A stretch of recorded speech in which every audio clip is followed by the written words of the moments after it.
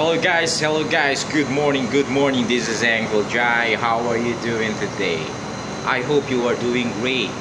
Magandang umaga po pala sa lahat po ng OFW sa iba't ibang sulok ng mundo. Mabuhay po kayo guys. And this is Uncle Jai. Ngayon po ay, ang topic po natin ngayon guys ay tungkol sa warship raw po. Na presently po yan, na dumaan po dito sa bandang Palawan. In my opinion, in my analysis guys, my observation to that, ang masasabi ko po guys ay grabe, advance talaga sila guys. Bakit ko po nasabi? Dahil yung pagdaan po nila yan sa dagat po natin ay isang malaking obserbasyon po. Planning, nagpa-plan po yan sila guys in case of na di mga inaasahang mangyayari, alam na po nila, hindi na po sila masasadsad, hindi may ginawa na po sila saan po sila dadaan, may mga technique na po sila in case na magkaroon po na wag naman sana guys. Yan po ang militar po ng China.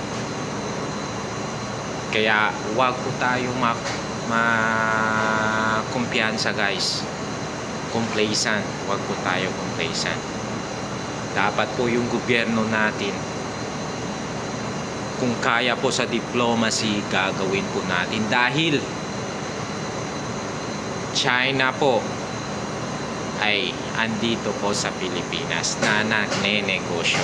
Tayo naman mga Pilipino ay nagpapatronize po ng mga produkto ng China because we cannot afford na mga product na sobrang mahal guys.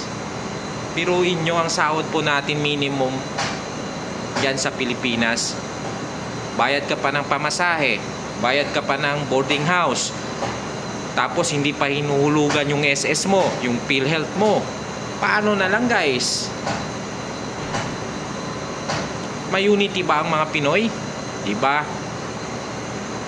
Yan pa lang guys, makikita po natin na tayong mga Pilipino ay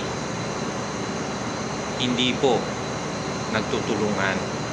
While China country, they are the multi-billion, trillion country guys. Sila na po ang pinakamayaman sa buong mundo. Biruin nyo po guys, malalagpasan na po nila ang Amerika.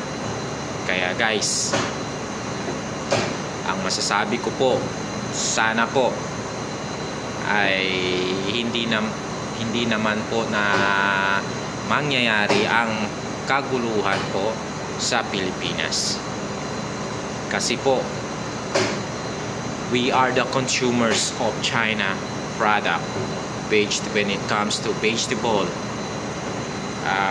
metal, plastic, food, fruits, lahat po dito po kumaangkat po tayo galing China because that's the only item we can afford po.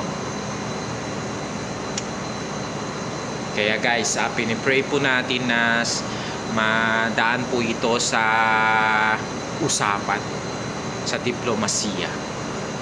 Ayan po guys, yan po ang observation ko. Kaya dumaan po sila dyan sa ating lugar po ay because they have a plan.